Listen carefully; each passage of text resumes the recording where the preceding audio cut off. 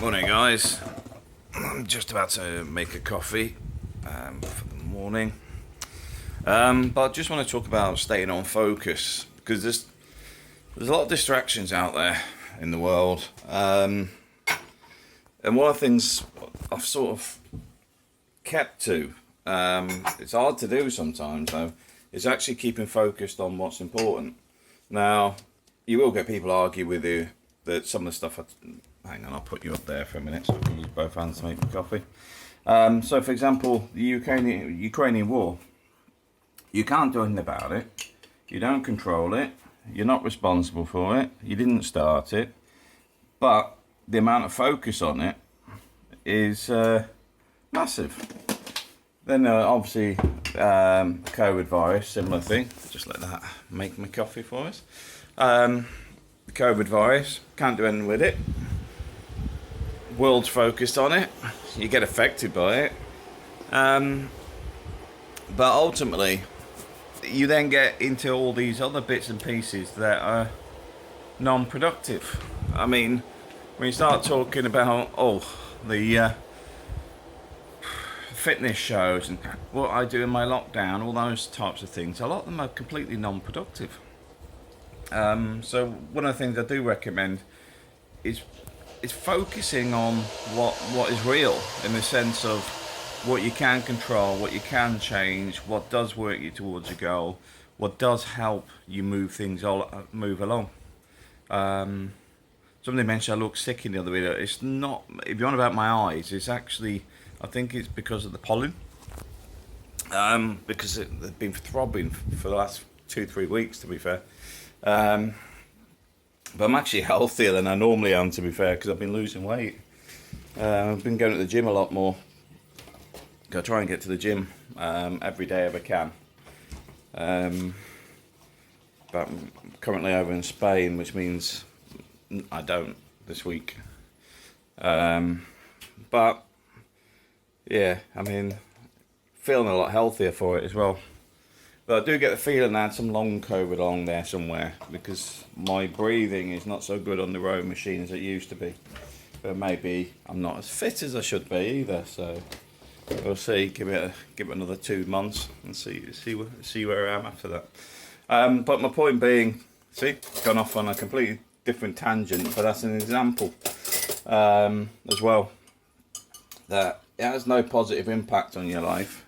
And it, a lot of times, doesn't always have to be positive. It's just got to have a impact. Because a lot of the stuff that's out there is,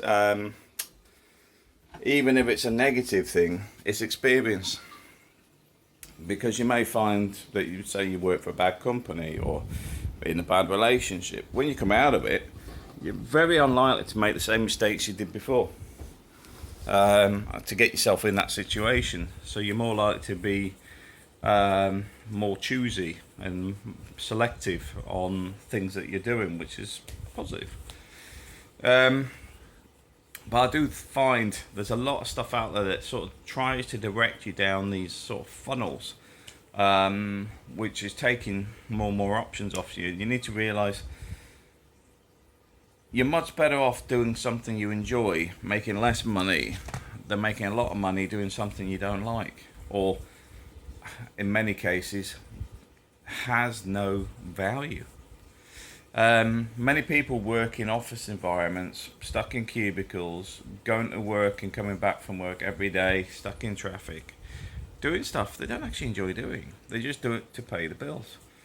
Don't get me wrong, paying the bills is a good thing, but reducing your bills is a better thing, and working your way out of that lifestyle is an even better thing. Because if you can see you're getting locked into that for the long term, then you're also recognising, are you happy doing that or not? If your main enjoyment is getting back late at night and going on the Xbox because it's too late to go to the gym, too late to go out, can't be bothered to do anything, for me that's sort of soul destroying. That means your soul's been pulled out of you during your working day. I think it's more important to be doing stuff you enjoy. I mean, I like carpentry. I was a carpenter for years. because you're doing something with your hands, you're doing something you enjoy. I mean, would I do it as a job? Probably not anymore. But I do enjoy it. I might do it as a hobby. Well, here in Spain, wood's expensive, and being on the coast, getting a workshop there would be expensive. So probably won't get into woodwork. But I do like data, bizarrely. I like data manipulation, so I can do that from anywhere on the planet. So that sort of stuff can evolve over time. That's where I enjoy doing it. Adds a lot of value to companies because I deal with quite large evaluations in the sense of the value. The value of money is large, and it's risk reduction, which means the reduction on risks is also financially high, and reducing the risk of somebody being killed, injured, or a building having issues in the sense of a building being closed because it doesn't meet building codes or regulations, as we call them in the UK. But I actually enjoy doing that. But I can see me doing it part time, in no time, because this is where I want to be. I want to be in Spain more. I want to spend more time with the family. When I go cycling, I got the beach in and scuba diving with my son. He's getting to that age now where he's wanting to do stuff which is more lad stuff. He's grown out of being a kid.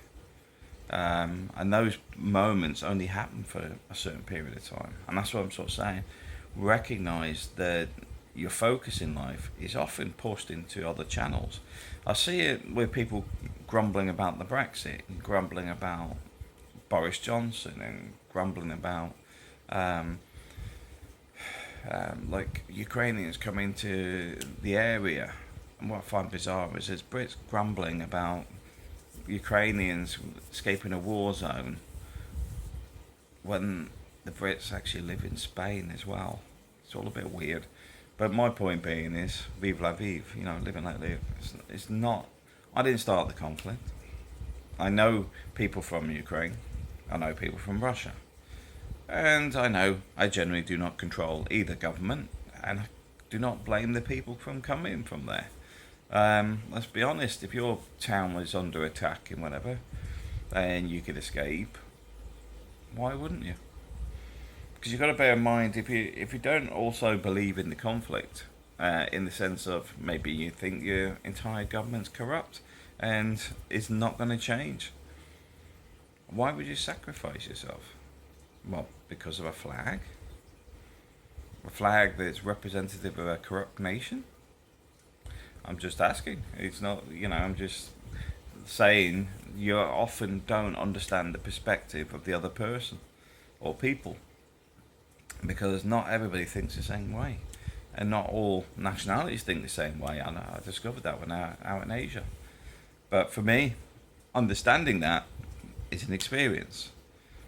Sometimes it doesn't seem logical to the Western mindset, but at the same time it's logical in the East.